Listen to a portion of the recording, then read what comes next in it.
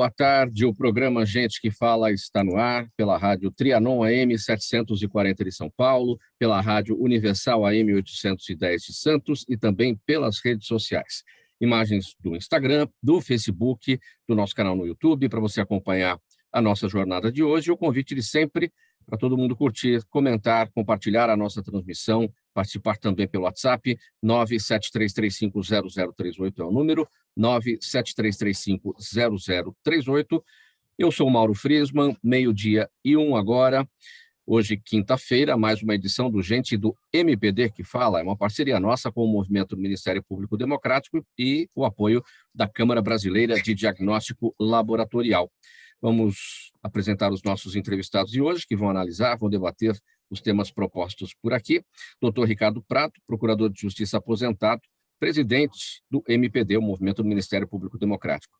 Dr. Ricardo Prado, bem-vindo mais uma vez. Como estão as coisas? Boa tarde, Mauro. É um prazer estar aqui com os nossos ouvintes, com a bancada seleta, entendeu? E com os companheiros do Gente que Fala.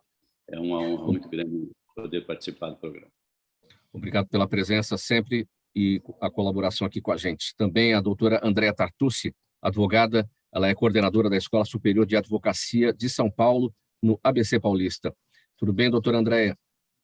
Tudo bem, Mauro. Bom dia a todos que estão nos ouvindo e nos assistindo. Também é uma grande honra participar aqui desse programa, Gente que Fala, e debater com essa seleta mesa virtual temas da atualidade. Então, muito obrigada aí pelo convite. Será realmente um prazer aqui nessa manhã fria. Muito obrigado pela presença. Manhã fria de 18 graus aqui em São Paulo. Aí no ABC deve estar em torno disso também, né? Eu acho que acredito que até um pouco menos. Um pouco menos. Muito bem, vamos aqui então esquentando um pouco mais, porque os temas serão quentes pela frente. Doutora Daniela Libório, advogada, presidente da Comissão Especial de Direito Urbanístico do Conselho Federal da OAB e conselheira federal da OAB São Paulo. Tudo bem, doutora Daniela? Tudo bem, Mauro. Muito obrigada pelo convite. Estou absolutamente estimulada e animada com o debate que se sucederá logo mais, junto com os queridos doutora Andréa, doutor Ricardo. É um prazer estar aqui. Bom dia a todas e todos. Obrigado pela presença, doutora Daniela Libório. Então, temos até aqui 3 operadores do direito. Já já receberemos a presença também da médica geneticista, doutora Carolina Fistinger Moura de Souza, do Serviço de Genética Médica e Centro de Referência para Doenças Raras do Hospital de Clínicas de Porto Alegre. Ela é vice-presidente da Sociedade Brasileira de Triagem Neonatal e Erros Inatos do Metabolismo. Já já com a gente, ainda não está na conexão, mas enquanto isso a gente já vai para o nosso primeiro tema aqui, 12:03 agora. A presidente do Conselho Nacional de Educação, Maria Helena Guimarães de Castro, disse ontem que a qualidade da educação no Brasil é ruim para todos, inclusive para estudantes da elite brasileira que têm melhores condições de ensino. Ela citou o PISA, Programa Nacional de Avaliação de Estudantes, que avalia que o Brasil com baixa proficiência em leitura, matemática e ciências diante dos outros 78 países avaliados. E para ela, para Maria Helena Guimarães de Castro, a solução é investir na formação de professores. A formação de professores no Brasil é um desastre, são palavras dela. Os professores saem da faculdade sem conhecer os conteúdos que eles vão ensinar. O procurador Ricardo Prado está de acordo com a Maria Helena Guimarães de Castro, que tantos cargos ocupou e ocupa, né, na educação no Brasil, foi secretária de Educação aqui em São Paulo também. A situação do país realmente não é boa, Mauro, né? Todos nós sabemos disso. Você tem algumas ilhas de conhecimento e qualidade, né? Nós temos algumas universidades, algumas privadas, algumas universidades públicas também, onde você tem um padrão de qualidade bem melhor. Mas são exceções, infelizmente são exceções. Quando você desce realmente para o ensino médio e para o ensino básico, a situação vai ficando cada vez mais grave, cada vez mais deficitária, né? E isso se deve a uma falta de valorização da figura do professor, né? Quer dizer, onde você tem uma remuneração ruim, entendeu? Né? Você não atrai as pessoas, você você acaba não dando estímulo para a profissão, né? Pelo menos não na seara econômica. Você tem pessoas que se dedicam à educação por vocação, né? Você tem pessoas que gostam do assunto e que procuram, na verdade, trabalhar com isso. Nós temos aqui, inclusive, na bancada, a doutora Andréia, que cuida da escola da advocacia. Nós temos a doutora Daniela, também está no Conselho Federal da Ordem, e também, então, você acaba tendo... Eu já fui professor de processo penal na faculdade que eu me formei, entendeu? Também dou aulas na Escola Superior do Ministério Público daqui de São Paulo. Mas nós fazemos isso, de regra, porque nós gostamos, né, do tema, né? Nós gostamos do debate, certo? Mas financeiramente você dificilmente é recompensado nessa profissão.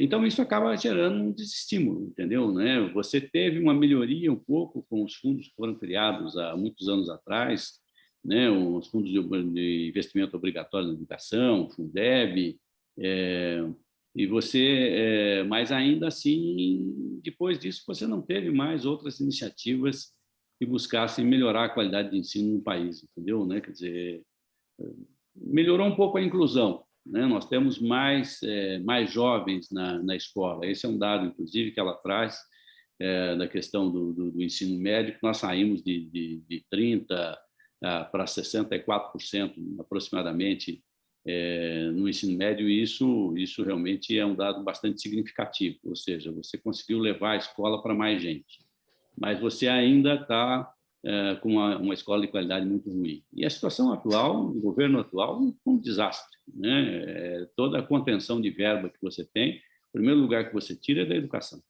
certo? Então, fica difícil o país evoluir se você não tiver profissionais remunerados, se você não tiver uma carreira pelas quais as pessoas se interessem, né? E é fundamental, Mauro, né? Não tem avanço sem educação, certo? Nós estamos vivendo a fase do conhecimento, da informação, né? Já foi a época em que a remuneração vinha da propriedade da terra, vinha da indústria, etc. E ainda são mecanismos importantes de produção de riqueza, mas hoje as grandes empresas do mundo são empresas de internet, né? São empresas que foram criadas do nada a partir do quê? Do conhecimento que as pessoas obtiveram com relação a isso. Então, é fundamental que o país desenvolva a área educacional, entendeu? É urgente, já está atrasadíssimo, né? Sim. Doutora Andréa Tartucci, de acordo com essa afirmação da Maria Helena Guimarães de Castro, que é presidente do Conselho Nacional de Educação, para ela a solução é a formação, é investir na formação dos professores.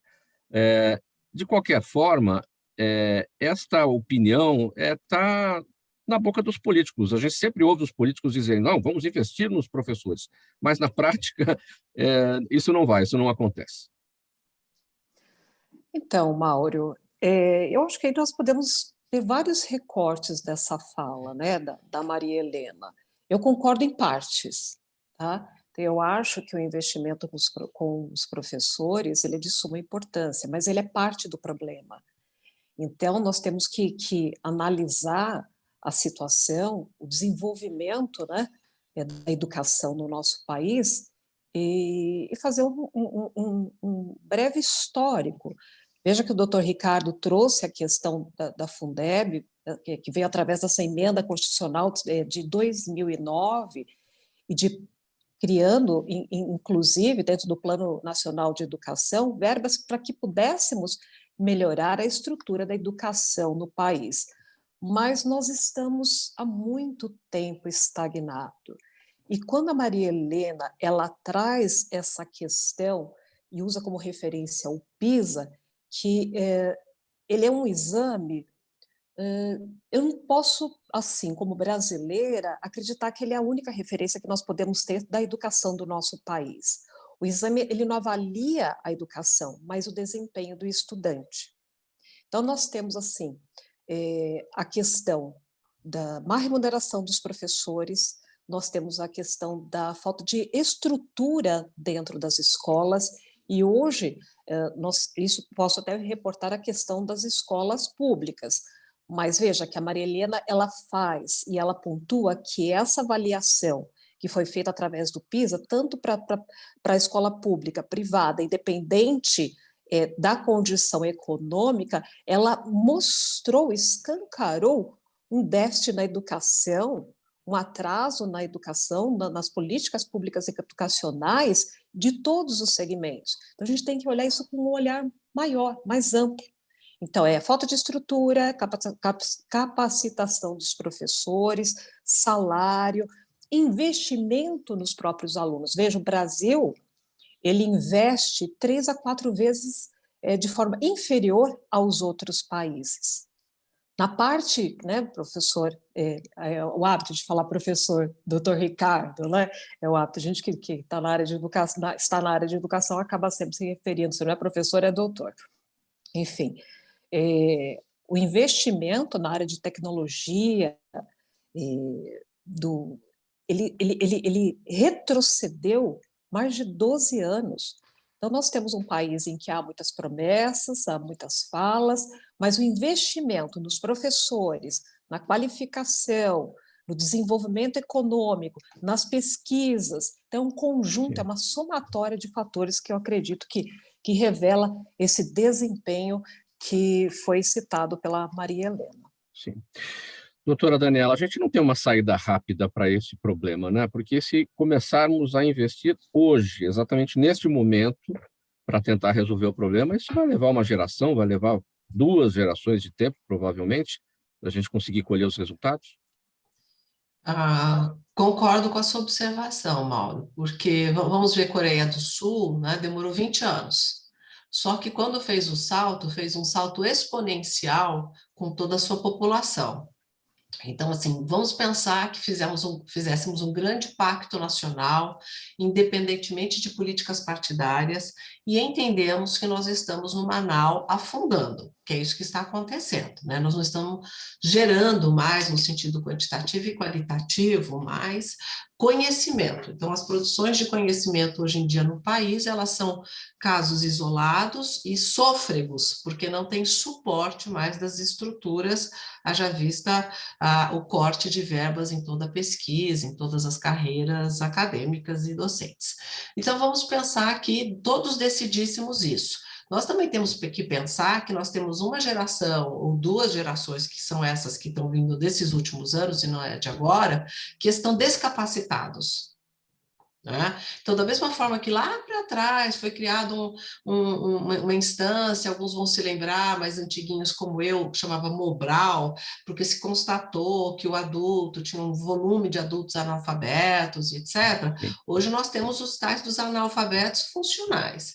Então, quando a Maria Helena traz essa questão de um horror no cenário da educação brasileira, eu concordo nessa frase, né, nessa abordagem, porque nós estamos hoje com crianças e jovens que são analfabetos funcionais. Eles não conseguem fazer raciocínio transversal.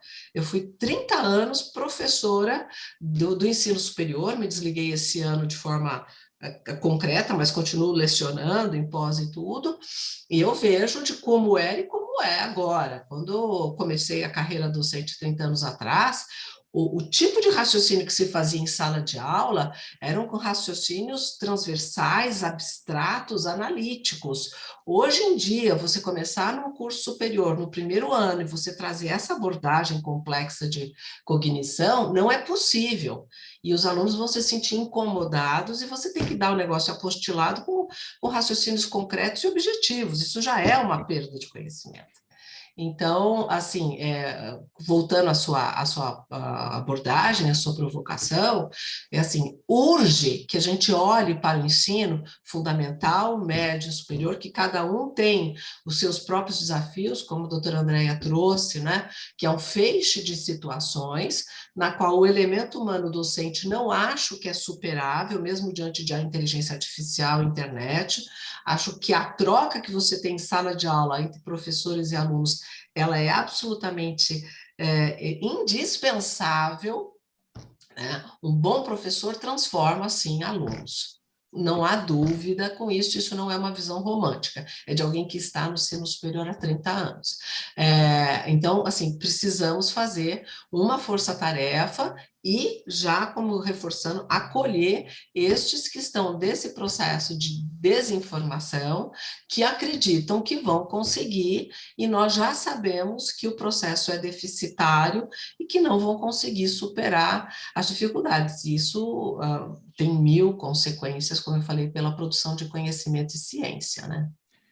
Bem, a gente vai receber agora para a nossa conversa, como eu já apresentei anteriormente, vou apresentar novamente, doutora Carolina Fichinger Moura de Souza, médica geneticista do Serviço de Genética Médica e Centro de Referência para Doenças Raras do Hospital de Clínicas de Porto Alegre. Ela é vice-presidente da Sociedade Brasileira de Triagem Neonatal e Erros Inatos do Metabolismo. Doutora Carolina, bem-vinda, boa tarde, tudo bem?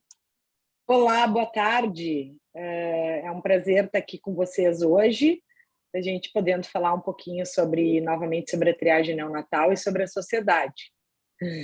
Eu quero pedir só uma gentileza, inicialmente, vejo que você está no smartphone, você consegue colocar ele na horizontal, porque aí a gente mantém o padrão da imagem dos demais participantes nas redes sociais. E aí eu vou aqui repercutir também com você esse tema que a gente já está iniciando aqui, sobre essa fala da presidente do Conselho Nacional de Educação, Maria Helena Guimarães de Castro, que ela destaca, evidentemente, que a solução para a educação no Brasil é investir na formação de professores. Seu entendimento?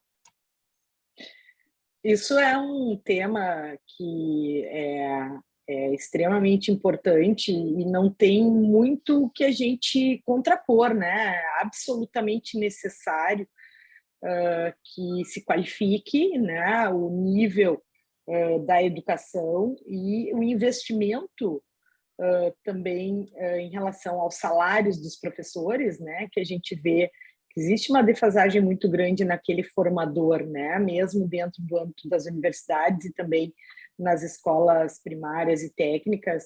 Se a gente for comparar o salário de um professor com de outras profissões tão ou mais estressantes, né, tão mais ou menos estressantes quanto a de um professor, porque a do professor progressivamente se torna mais estressante enquanto a população menos educada, o estresse dentro da sala de aula ele aumenta vertiginosamente em todos os níveis, né, básico, médio, superior, é fundamental, né? Então, não só o investimento na educação para a gente modificar todo esse cenário, mas isso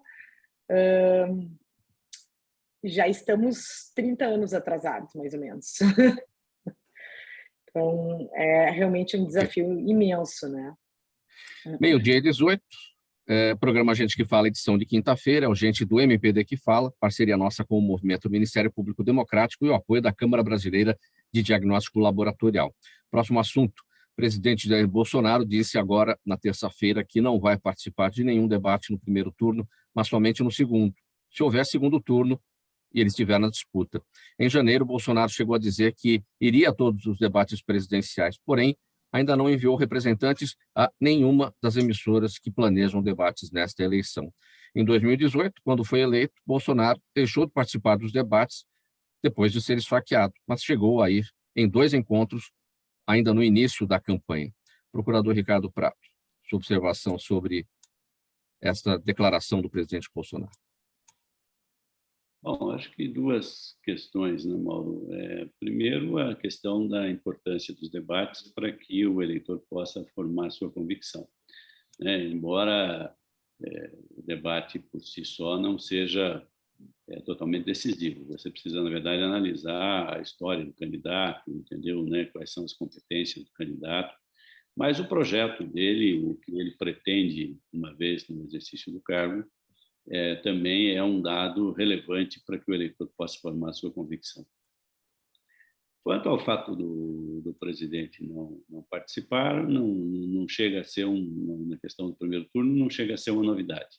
Nós já, infelizmente, já tivemos isso de outros candidatos, porque eles dizem que eles ficam em minoria e, portanto, seriam todos contra ele, né? Eu acho que, de uma certa forma, isso também vai da possibilidade da pessoa de rebater as críticas ao seu governo. né? Quer dizer, se você tem argumentos para apresentar, para justificar o seu governo, não há por que você não ir, entendeu? Mas isso, obviamente, é uma avaliação pessoal de cada um, e é uma pena, na verdade, porque a democracia perde, o debate perde, né? Agora, perde também quando você tem pessoas e candidatos que têm o que falar, né? Certo? Quer dizer, quando você tem candidatos que têm um projeto de governo para mostrar, entendeu, né? Se não tem projeto de governo para apresentar, então também realmente aí você não vai sentir muita falta disso, entendeu? Eu acho que aí é uma questão para o eleitor avaliar. Eu acho que é um dado importante mais um para que o eleitor avalie a sua convicção. Doutora Daniela, citação aqui a frase do presidente Bolsonaro, justamente que o procurador Ricardo Prado destacou, ele disse: os 10 candidatos ali vão querer o tempo todo dar pancada em mim. Enfim, mas tem que participar para poder exatamente apresentar o que fez, ou o que deixou de fazer e se justificar, né? Então, entre tantas possibilidades de leitura que uma frase dessa nos traz, então eu vou trazer essencialmente duas. Uma delas é que se um dos principais candidatos, e no caso dele a reeleição, diz que não vai, então como nós temos, na verdade, uma eleição que está se mostrando polarizada, né, entre dois candidatos, a probabilidade do outro não ir é muito grande, para ele também não ser aquela única pessoa que vai ficar recebendo as pancadinhas para os que a gente chama, né, no jargão, que os candidatos inimigos possam se colocar e gerar um capital político naquele momento.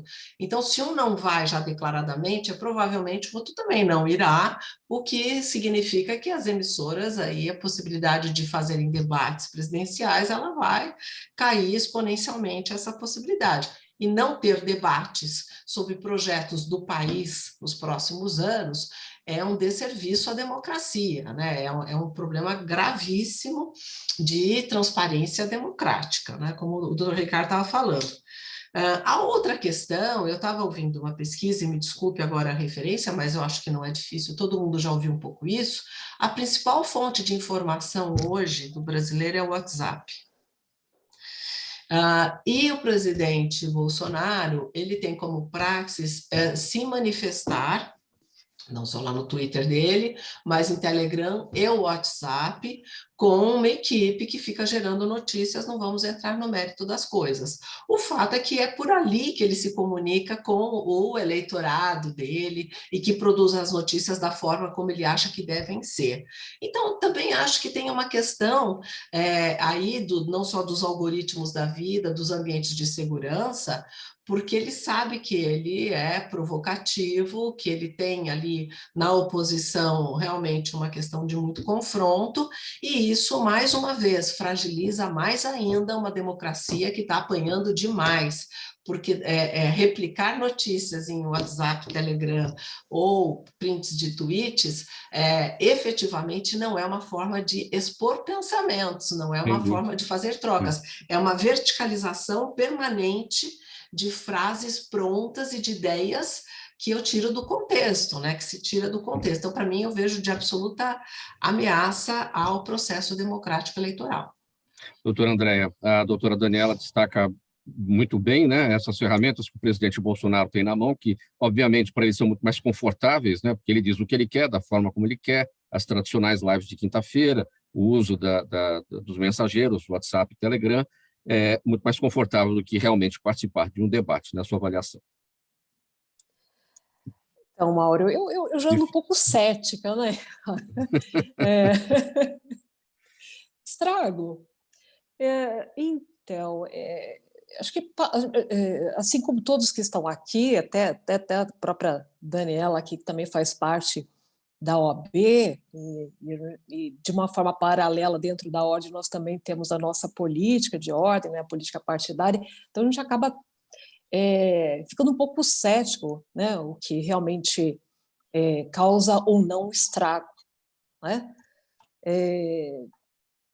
Assim como outros políticos, eu acho que os estrategistas, né, de governo, então tem os estrategistas que vão lá orientar os respectivos candidatos, e aí eu não vou falar tem o Bolsonaro, que é o que está aqui em questão, mas que vai avaliar se é bom ou não é bom para o candidato, né? Ele aparecer, ele se expor, ele ser polêmico, ele causar.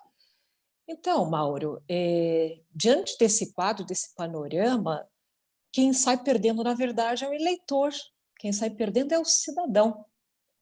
E sempre vai ser o cidadão. Essa conta vai ficar para nós, que vamos perder, né, a possibilidade de conhecer os candidatos de uma forma melhor. Tudo bem, Bolsonaro já conhece, o Lula também já foi governante, que são os candidatos que hoje polarizam, né, as eleições.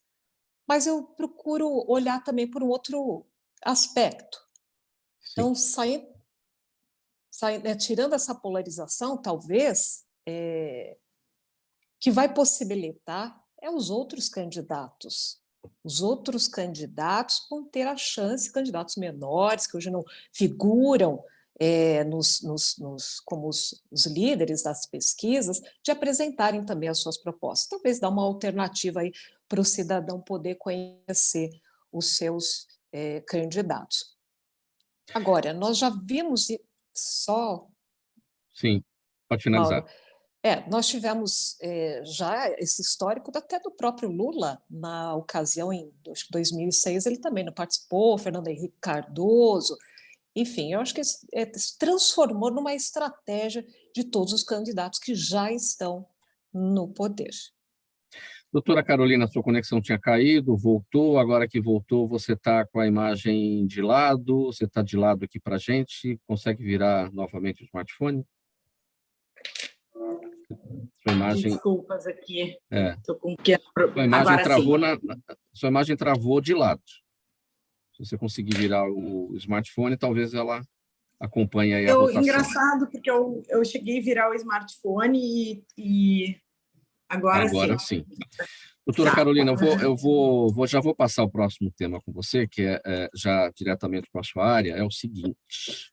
meio-dia 27 agora, a Sociedade Brasileira de Triagem Neonatal e Erros Inatos do Metabolismo está preocupada com a situação do Programa Nacional de Triagem Neonatal, que foi criado há mais de 20 anos e que tem como missão promover, implantar e implementar ações no âmbito do SUS.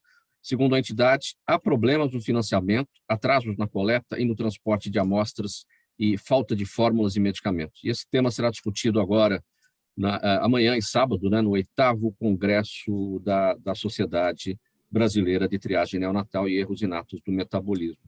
O que a sociedade precisa saber a respeito desse tema, destes problemas enfrentados pelo Programa Nacional de Triagem Neonatal? Eu acho que, obrigada pela possibilidade de estar falando um pouquinho sobre isso. O que é a triagem neonatal? É justamente o que a gente conhece, né? Existe o teste do pezinho, o teste da orelhinha, o teste do olhinho, o teste do coraçãozinho. O que esses testes visam? Eles visam diagnosticar precocemente uma condição com uma possibilidade de intervenção precoce, modificando a história natural dessa condição. No caso da triagem neonatal, que é o teste do pezinho, em que se coleta uma gotinha de sangue e se pinga no papel filtro, a análise das doenças que são contempladas atualmente no teste do pezinho é extremamente importante na vida daquele bebê, naquele futuro da vida daquela criança, porque quando a gente identifica alguma alteração, é possível iniciar um tratamento, seja ele medicamentoso, seja a reposição de uma vitamina, ou seja uma dieta especial. Hoje, no âmbito do SUS, nós temos 6 doenças testadas. E, há um ano atrás, foi assinado uma lei em que haveria a ampliação desse teste do pezinho, chegando até 35 condições, o que já se faz há muitos anos na Europa e nos Estados Unidos, porque identificaram que diagnosticar precocemente uma condição tratável, ela é custo-benefício, ela põe o pai e a mãe de volta para a sociedade, porque não tem um filho doente dentro de casa. A gente vai ter mais um cidadão importante para a sociedade, né? Então, isso já se identificou, não precisa a gente voltar a inventar essa roda, porque a roda já foi inventada. E o que a gente viu? De um ano para cá, apesar da lei ter sido sancionada, nós não tivemos evolução alguma em relação a essa ampliação. Ou seja, para ampliar o teste do pezinho, nós temos, então, que melhorar os laboratórios que realizam, incorporar novas tecnologias, novos conhecimentos e, além disso, possibilitar realmente a testagem dessas crianças. Então, amanhã inicia o Congresso da Sociedade Brasileira de Triagem Neonatal, em que a gente convidou membros do Ministério da Saúde também para obter essa resposta, né? É um congresso multiprofissional, em que nós vamos ter todas as áreas médicas envolvidas, desde nutricionistas, médicos, assistentes sociais, psicólogos, né, fisioterapeutas, entre todos, que atuam hoje dentro dos centros de triagem neonatal, que visa, então, diagnosticar precocemente doenças tratáveis. Então, nós estamos muito preocupados por 2 motivos. Um, porque a ampliação não ocorreu da forma como nós gostaríamos, sequer nenhuma doença foi incorporada até o momento, das 35 que nós gostaríamos a mais. Isso é uma das nossas preocupações. E a segunda preocupação é identificar a atual situação da triagem neonatal das 6 doenças que já existiam, que a gente identifica que temos ainda uma enormidade de problemas de logística e de realização de exames. Então, é mais ou menos isso que a gente vai tratar e espero que a gente tenha, em breve, respostas mais objetivas aí para conseguir avançar, né? A gente pode pôr uma terceira preocupação aí, doutora Carolina, uma vez que estamos vivendo a pandemia de Covid-19, gestações que ocorreram durante esse período de mulheres que tiveram a Covid, que podem também acarretar em problemas neonatais, em problemas inatos do metabolismo?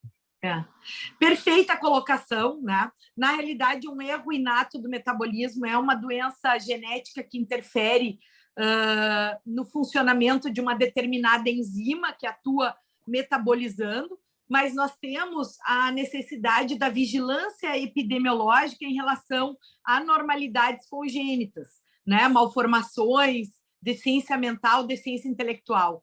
E até o momento, realmente, nós não sabemos o real impacto da Covid na gestação em relação ao desenvolvimento das crianças. A gente tem visto algumas coisas interessantes, tem alguns artigos que saem mostrando a possibilidade de associação com, talvez, malformações vasculares, porque um dos problemas da Covid era atingir o sistema cardiovascular, né, causando tromboses, e num feto que está em desenvolvimento, se a gente tem a trombose de um determinado sistema, a gente pode ter um impacto na formação daquele indivíduo, né? Existe um grupo que está trabalhando nisso lá no Ministério, lá no CISNAC, que é o Grupo de Vigilância Epidemiológica de Defeitos Congênitos, que também é uma triagem neonatal, identificar esses bebês de risco e tentar seguir, pelo menos a médio prazo, e saber se houve ou não houve o impacto da Covid-19 na gestação em relação ao desenvolvimento infantil. É uma preocupação bastante grande. Faltando 26 minutos para 13h, a gente vai fazer uma parada breve aqui, intervalo, mensagem do nosso apoiador e voltamos na sequência com os próximos temas. Até já. Toda ação estratégica de sucesso tem um componente fundamental, um instituto de pesquisas ético, rápido e preciso. Afinal, é ele que vai fornecer informação confiável, sem achismos e palpites. E isso, numa época de mudanças rápidas e repentinas, é fator crítico de sucesso. A Orbis é um instituto de pesquisas que une precisão e confiabilidade estatística com a mais alta tecnologia de pesquisas do mercado. Tem inteligência artificial, robótica, big data, entre outros recursos, para que você tenha uma informação correta, confiável, com o menor custo e no menor tempo possível. Na sua próxima ação, seja ela corporativa ou política, comece pela Orbis, porque com a informação correta você vai mais longe, mais rápido e com mais segurança. Faltando 25 minutos para 13h, você está na Rádio Trianon AM 740 São Paulo, Rádio Universal AM 810 Santos. Este é o programa Gente que Fala, edição de quinta-feira. É o Gente do MPD que Fala, sempre uma parceria nossa com o Movimento do Ministério Público Democrático e o apoio da Câmara Brasileira de Diagnóstico Laboratorial. O nosso próximo tema agora, o Tribunal Superior Eleitoral decidiu por unanimidade que partidos políticos podem arrecadar recursos de doação de campanha de pessoas físicas ou realizar a venda de convites para arrecadação de recursos por meio do PIX. Para o relator deste caso, o ministro Sérgio Banhos, as transações por meio de PIX garantem a sua identificação e a sua rastreabilidade, o que é compatível com o regime de financiamento de partidos e campanhas. Doutora Andréa, fez bem o TSE autorizar que partidos recebam doações de pessoas físicas por PIX, usando, claro, a chave CPF? Então, Mauro, se ele fez bem, aí a gente tem que fazer a seguinte leitura. O TSE já autorizava o pagamento de gastos eleitorais com o PIX, que é essa nova modalidade que ainda está sofrendo aí alguns regramentos pelo Banco Central. Então, no primeiro momento, lógico, faz todo sentido permitir que a arrecadação também seja feita através do PIX. E aí, lógico, vem com essa ressalva importantíssima, que essa chave ela só pode ser de um doador, o doador através do CPF, que no primeiro momento confere a rastreabilidade da identificação desse doador. Mas, porém, né, sempre tem o porém, nós estávamos aí nos bastidores conversando, a doutora Daniela Libório levantou a seguinte questão, da velocidade dessas transferências, onde que existe a preocupação, lógico, depois das consequências dos possíveis doadores. Mas eu acho que esse é um debate interessante, eu quero também ouvir o Ricardo e a Daniela aprofundar, porque, independente disso, né, eu também já havia comentado, eu acredito que fraude elas ocorrerão independente se é na modalidade PIX ou não. Sim, vamos seguir aqui com as repercussões, e aí eu peço brevidade a todos para a gente conseguir chegar no próximo tema, que é a cultura do jeitinho brasileiro, que a gente vai discutir aqui também.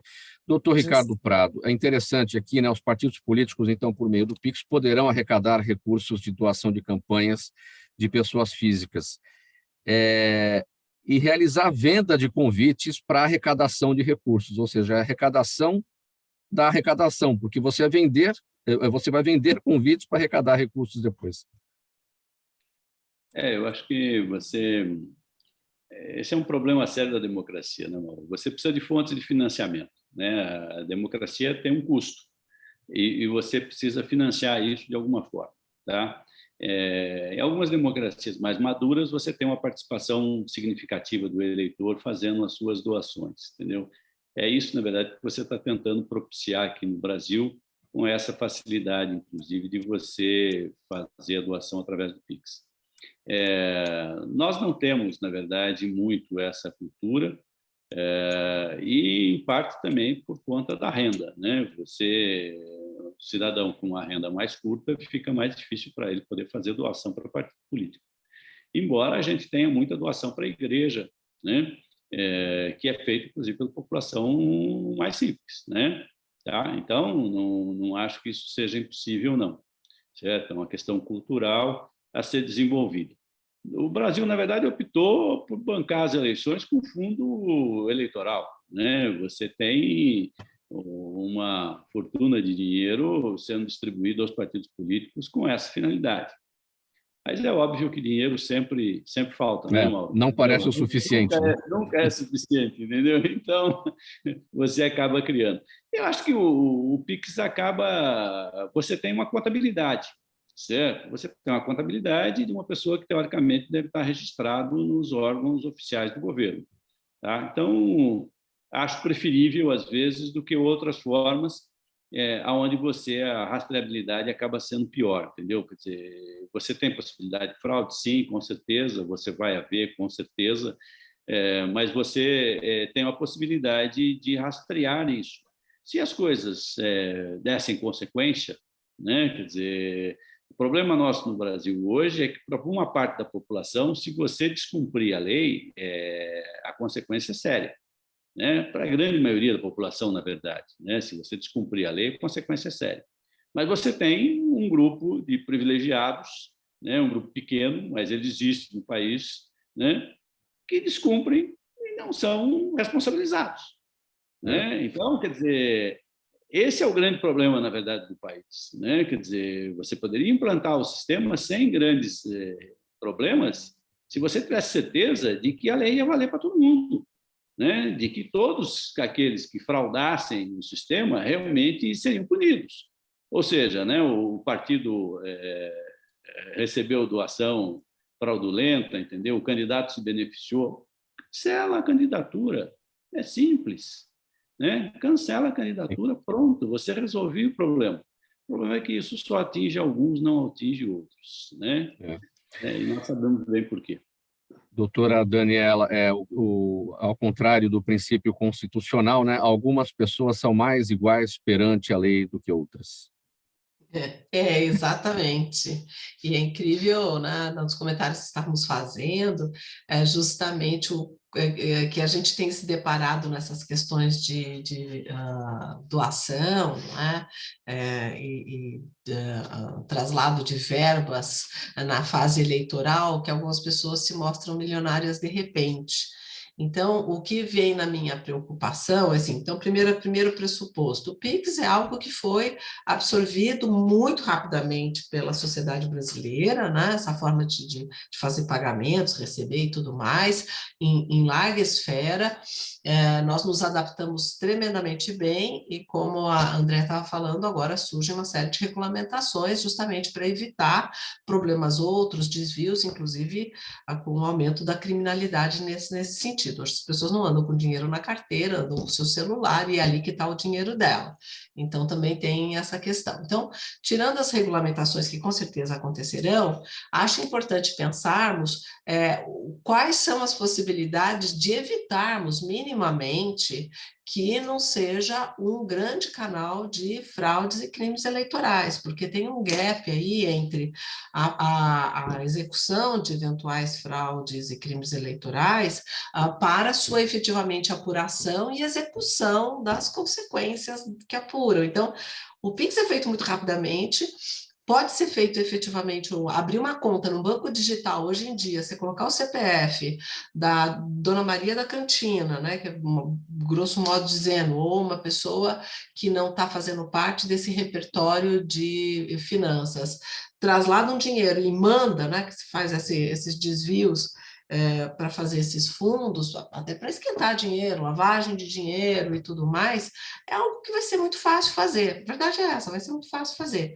Não vai inaugurar a questão, como a Andréia fala, de fraudes e crimes eleitorais, de desvios de verba, mas vamos dizer que o PIX pode ser um grande facilitador. Né? Ele vai abrir etapas de obstáculo que antes existiam, porque os bancos de varejo tradicionais têm uma outra situação. Doutora Carolina, seu entendimento sobre esse tema? Não é muito a minha área, tá? Eu sou médica, eu não atuo muito. Então, mas tem remédio, então, já que sua área é medicina, temos remédio para isso? A piada já vem pronta, né? Essa que é a verdade. Quem sabe prevenir. É complicado isso, né? A gente vive num país em que se criam determinadas vias para fugir de outras vias e outras vias para outras vias, né? Então, é um tema que é bem delicado, assim. Eu já tenho os meus problemas no meu âmbito da saúde, enfrentamento de atendimento com pacientes com doenças raras, fila de espera de pacientes. Sou uma médica do SUS também, a gente sabe bem como é que é a realidade e essas questões só vão aumentando um pouquinho as tensões, né? Então... Bom, vamos lá, vamos para o próximo tema, faltando 16 minutos para 13h. Olha, em sua coluna no jornal Folha de São Paulo, a antropóloga Miriam Goldenberg pergunta: em quantas pessoas você confia plenamente? E aí a sua listinha tem mais de 5 pessoas, a pergunta dela. O desafio vem após uma pesquisa apontar o Brasil como um lugar entre mais de 80 países com o menor índice de confiança nas outras pessoas, apenas 4,69%. E aí um de seus leitores, da Miriam Goldenberg, atribui o fato à famosa lei de Gerson, aquela lei de levar vantagem em tudo, o jeitinho brasileiro de enaltecer quem faz tudo errado, sem ética, sem moral, sem responsabilidade social e familiar. Para ele, para esse leitor, quem procura agir corretamente é considerado um idiota, uma inversão total de valores. Doutor Ricardo Prado, eu ia fazer a seguinte pergunta, mas não vou colocá-lo em saia justa, né? Em quantas pessoas você confia plenamente? Não vou fazer essa pergunta para você. Vou comentar o seguinte, eu tenho dó do nosso canhotinho, o Gerson, né, que fez o comercial do cigarro Vila Rica nos anos 70 e que acabou ficando aí no centro dessa polêmica, dizendo que gostava de levar vantagem em tudo, né? E aquela frase, naquela ocasião, foi interpretada como o jeitinho brasileiro de fazer o certo parecer o errado. E aí o que a gente vai falar, né? De levar vantagem sem respeitar a ética e a moral, né? Mas esse leitor da Miriam Goldenberg tem toda a razão, né?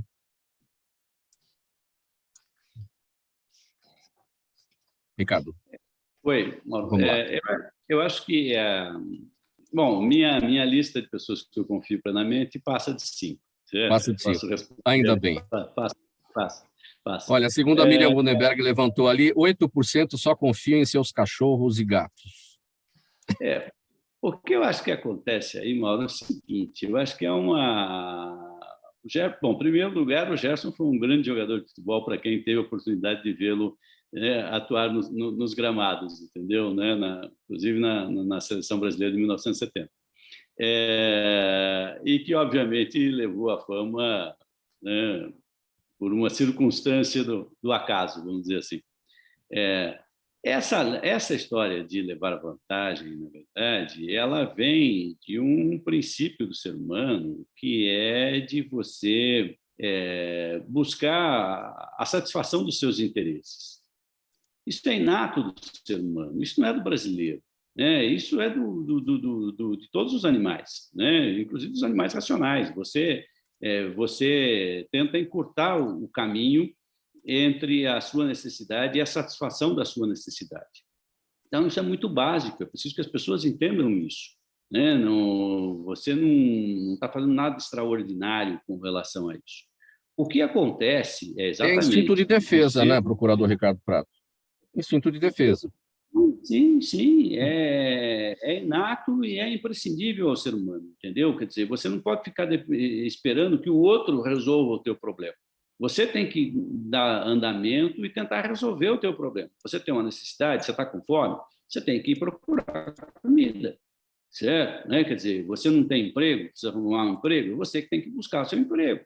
Você não tem educação suficiente, precisa se educar, você tem que procurar informação para você se educar, para você melhorar, certo? Então, isso é fundamental no ser humano, tá? O que acontece é que na vida em sociedade, você percebe que, em alguns momentos, você precisa renunciar à satisfação dos teus desejos para que a melhoria do grupo como um todo melhore, inclusive, a tua qualidade de vida mais à frente. Tá? Então, você faz uma renúncia, né, para você, isso que, na verdade, a ética discute, né? Certo? É isso que o direito se propõe. Você, em alguns momentos, obriga a pessoa a abrir mão, né? Para quê? Para que o grupo, na verdade, possa ser beneficiado. Porque algumas coisas você não consegue, senão através do grupo, né? Sozinho você tem coisas que você não consegue, entendeu? Né? Se você quiser fazer uma escalada de uma montanha, né, de 8.000 metros de altura e etc., entendeu? Sozinho você não faz. Se você quiser ir para o espaço, sozinho você não faz, entendeu? Então, você precisa do grupo.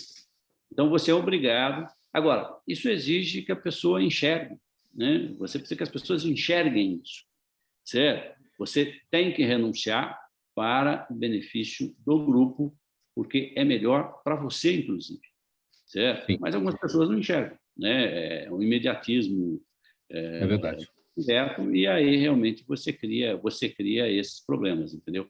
Uma sociedade mais evoluída pressupõe que as pessoas tenham consciência disso e consigam fazer as suas renúncias, entendeu? Né? Para que a melhoria do grupo social seja permanente. E o programa Gente do MPD que Fala, sozinho também ninguém faz. Exatamente esse é o caminho. Daniela e Andréia, Vou pedir 1 minuto para cada uma, para a gente repercutir esse tema, porque tem perguntas da nossa audiência, perguntas para todo mundo. Bem rapidinho. Daniela, primeiro. Bom, Mauro, a consideração, eu continuo exatamente o que o doutor Ricardo está falando, eu acho que se centra na questão da ética, né? Então, essa distorção toda de que jeitinho e quem leva vantagem é quem é esperto, quem tenta fazer o correto é o tonto, né? Que ficou uma distorção absurda, isso tem a ver com a ausência de ética e, portanto, de valores. E precisa estar claro numa sociedade quais são os valores que são protegidos por aquele país, né? E eu acho que isso está muito obscuro atualmente. Então, para a gente poder fazer um realinhamento dos nossos trilhos, seria extremamente importante que os valores e a ética estivessem muito evidentes para todo mundo, para que as pessoas pudessem se ajustar. Então, acho que tem um tom aí que não está sendo feito. Doutora Andréa, bem rapidinho também. Concordando aí com o Ricardo e com a Daniela, realmente a corrupção, né, que aí a gente pode trazer esse tema, ela faz parte já da nossa cultura, ela é endêmica aqui no nosso país, ela não é só nossa, é exclusivamente nossa. Esse jeitinho, lamentavelmente, que hoje se chama brasileiro e Gerson, ele está culturalmente enraizado, na maioria e nos pequenos detalhes. Então, nós estamos aqui falando sobre verbas para educação, verbas para a saúde, e verbas, inclusive, aumento do fundão partidário, e ninguém pensa, talvez pense, aliás, todos nós pensamos, mas a nossa preocupação é justamente essa: quais os valores morais, os valores éticos, o que realmente importa, como deve ser feito. Esse é um debate que em 1 minuto não dá para ser realizado. Não dá, é verdade.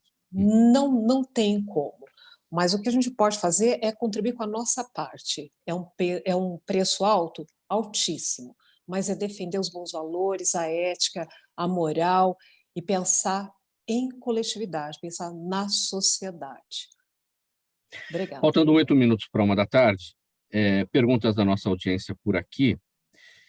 Eu vou começar com a doutora Carolina. Tem pergunta aqui do seu Jaime, do Jardim Bonfilholi, aqui de São Paulo, doutora Carolina, zona oeste aqui da capital, e ele pergunta qual é a estimativa do número de portadores de doenças raras no Brasil e qual é o apoio do poder público de saúde a eles. Essa segunda parte da pergunta já está mais ou menos respondida, né, quando nós debatemos os problemas do Programa Nacional de Triagem Neonatal.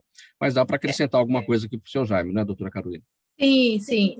Obrigada pela pergunta. Na verdade, quando a gente fala de doenças raras, nós estamos falando daquelas doenças que algumas estão contempladas na triagem neonatal, mas muitas outras, 80% de causa genética, de uma forma geral, considerando a estimativa, né, de um indivíduo a cada 2.500 nascidos vivos, a gente vai ter uma possibilidade de 13 milhões de indivíduos afetados por uma doença rara no Brasil.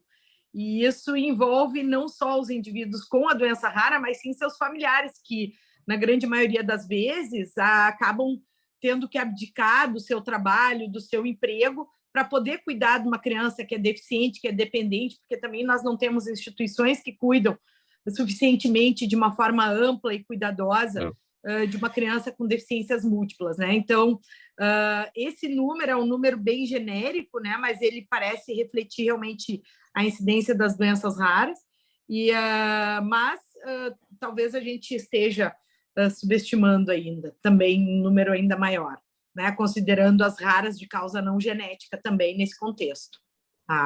Câncer, alguns tipos de câncer e doenças infecciosas. E o poder público... Como é que é possível ter doenças raras, pessoas com doenças raras, sem isso estar notificado, contabilizado? Como é que o país não sabe? A gente, nesse momento, não sabe qual é que é a doença rara mais frequente do Brasil. Mas existe um grupo trabalhando nisso, né? Fazendo esse levantamento justamente para tentar organizar melhor as ações de saúde pública, porque não adianta se dedicar para uma doença em que a gente tem 7, 8, 10, 15 indivíduos no Brasil e deixar de trabalhar para uma doença rara que tem 5 mil indivíduos no Brasil, né? Mas esse número ninguém sabe. Então, esse número está sendo levantado junto com o grupo e a universidade, o nosso serviço lá de genética trabalha nesse projeto também, com apoio do Ministério da Saúde, para tentar levantar esses dados estatísticos mais específicos, né?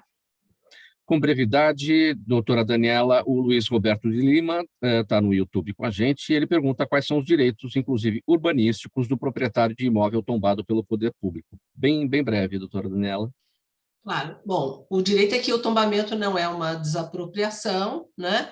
Existe hoje em dia a possibilidade de ter uma mais-valia muito grande, porque os bens tombados, eles acabam adquirindo um valor cultural diferenciado. Então, tem um nicho de mercado muito específico, que é justamente para essa preservação.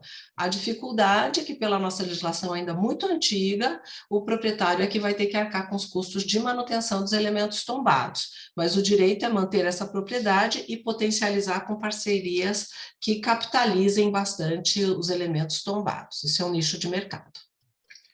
Uma pergunta aqui eu acredito que seja para a doutora Andréia. Está aqui Daniela, mas olha, é a Aline Gomes no Facebook. Doutora Andréia, a sua opinião sobre as constantes críticas, inclusive do presidente Jair Bolsonaro, em relação ao exame da Ordem dos Advogados do Brasil para poder atuar na advocacia. Perguntinha, né, doutora Daniela? Olha, no meu entendimento, o exame, ele é extremamente... É a Aline Gomes quem pergunta, Aline. Então, bom, sem entrar em questões políticas, na verdade, né, mas no meu entendimento, o exame é extremamente necessário, porque a área do direito, ela também lida diretamente com a vida. Então, assim como os médicos também passam pelos estágios, tem um outro nome, agora me fugiu, também o advogado, isso, obrigada, residência, obrigada.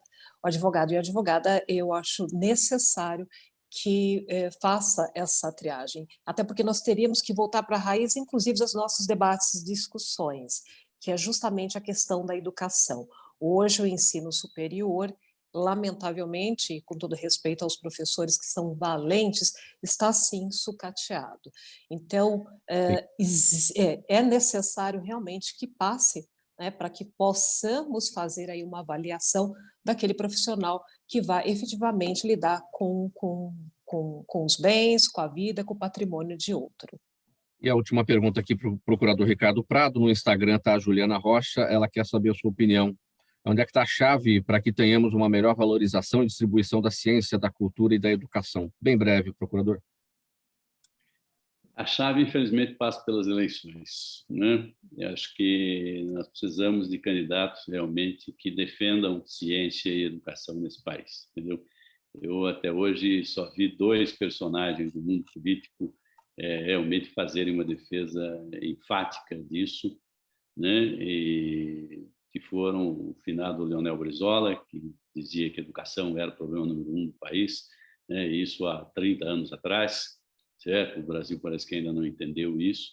E o outro foi o ex-senador Cristóvão Buarque, do Distrito Federal, que era professor, né? E nós temos alguns professores que são candidatos também, entendeu? Que fazem essa defesa, né? Aliás, você vem pela categoria, mas é importante que isso tivesse realmente uma dimensão maior, mais significativa, né, por parte, inclusive, dos candidatos ao Executivo.